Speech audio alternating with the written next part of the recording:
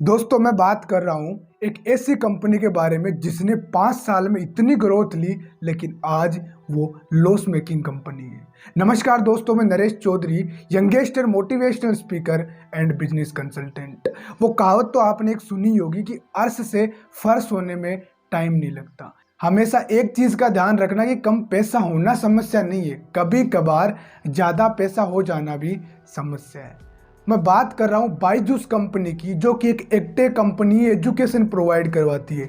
इस कंपनी ने 2023 में जनवरी के टाइम में जो मेसी फुटबॉलर है उनको अपना ब्रांड एम्बेसडर बनाया था, और उसी के कुछ हफ्तों बाद में इसी कंपनी ने अपने 2500 से भी ज़्यादा एम्प्लॉयज़ को जॉब से फायर कर दिया था।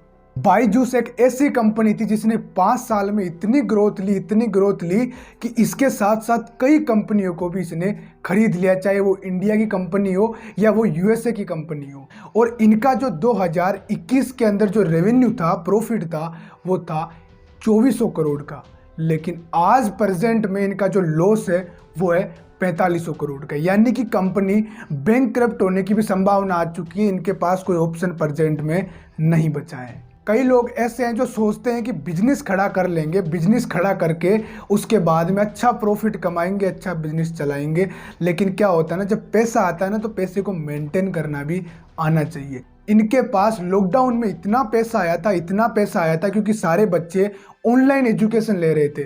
तब इन्होंने क्या किया, पैसे को सही जगह लगाने के बजाय इन्होंने खूब पैसा बर्बाद किया। जगह जगह इन्होंने कई कंपनीज जो इनके काम की भी नहीं थी उनको भी इन्होंने खरीद लिया। और अभी के कई युवा जनरेशन के लोग हैं जो चाहते हैं कि हम भी बिजनेस स्टार्ट करें, लेकिन बिना नॉलेज के और बिना प्लानिंग के मार्केट में कभी ना उतरे। पहले मार्केट की रिसर्च करें, प्लानिंग करें, नॉलेज ले, और फंड अपने पास में पहले से होना चाहिए, फिर मार्केट में एंट्री ले। जो बायजूस कंपनी थी उसका 2017 के अंदर वैल्यूएशन था 1 बिलियन का। इसके बाद में 2018 में इनका हुआ 3.6 बिलियन का। 2019 में आते आते इनका वैल्यूएशन हुआ 5.7 बिलियन का, और 2022 में आते आते इसी कंपनी का 22 बिलियन का वैल्यूएशन बढ़ गया। अब आप सोच सकते हो कि कितनी तेजी से इस कंपनी ने ग्रोथ ली है।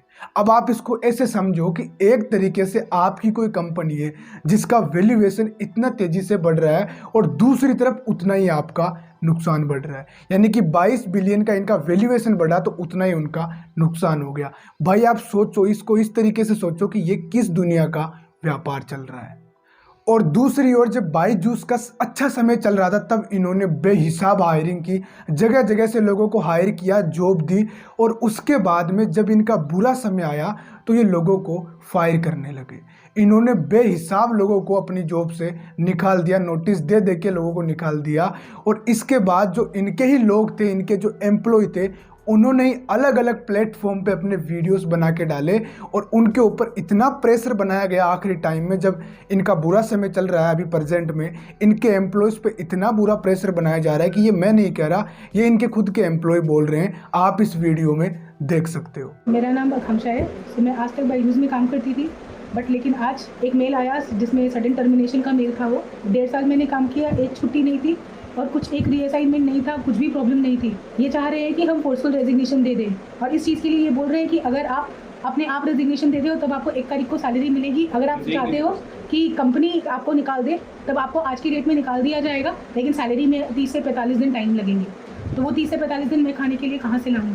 अब आप सोचिए कि एक तरीके से सोशल मीडिया पे या कहीं भी जो बायजूस कंपनी है उसकी वैल्यूएशन तेजी से बढ़ रही है, और दूसरी ओर उसी कंपनी के जो एम्प्लॉय है उनको बिना किसी कारण के जॉब से फायर किया जा रहा है। और इसी कारण इनकी जो रेपुटेशन है वो सोशल मीडिया पे या हर किसी प्लेटफॉर्म पे तेजी से गिर रही है। अब दूसरी ओर इसको समझो कि इसी कंपनी को अगर प्रॉफिट में आना है तो इनको चाहिए और पैसा। अभी प्रेजेंट में जो बायजूस कंपनी की वैल्यूएशन है वो 22 बिलियन से घटकर 5.1 बिलियन तक आ चुकी है। अब इनको क्या, कंपनी को अगर प्रॉफिट में लेके जाना है तो इनको चाहिए पैसा। अब पैसा कहाँ से लेंगे भाई? इन्वेस्टर तो इनके कंपनी में इन्वेस्टमेंट करेंगे नहीं, जो इनके पहले से इन्वेस्टर है वो करने नहीं देंगे, सीधी सी बात है, वो हल्ला मचा देंगे। दूसरी ओर अगर इनको पैसा चाहिए तो किसके पास जाएंगे? लेंडर के पास, जाहिर सी बात है। उनके पास जाएंगे, उनसे इन्होंने क्या कर रखा है, पहले से ही खूब पैसा ले रखा है। अब इन्होंने क्या किया है कि जिनसे पहले से पैसा ले रखा है उनसे और पैसा मांग रहे हैं। अब दूसरी ओर जो इनके इन्वेस्टर है वो पैसा नहीं लेने देंगे। क्यों नहीं लेने देंगे, इसको इस तरीके से समझो कि अगर मान लो कंपनी के ऊपर 4500 करोड़ का लॉस चल रहा है और अगर कंपनी बाई चांस बैंकक्रप्ट हो जाती है तो इसके बाद में जितना भी पैसा बचता है वो सारा का सारा पहले लेंडर को जाएगा और बाद में ही इन्वेस्टर को मिलेगा। तो इन्वेस्टर पैसा निवेश होने नहीं देंगे और भाई साहब कंपनी के पास अगर पैसा आएगा नहीं तो कंपनी प्रॉफिट में कैसे आएगी, आप ही सोचो।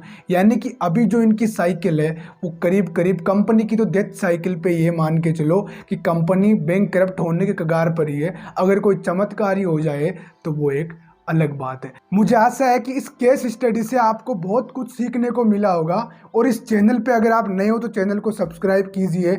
हमारे साथ इतनी देर बने रहने के लिए आप सभी का प्रेम पूर्वक बहुत बहुत धन्यवाद।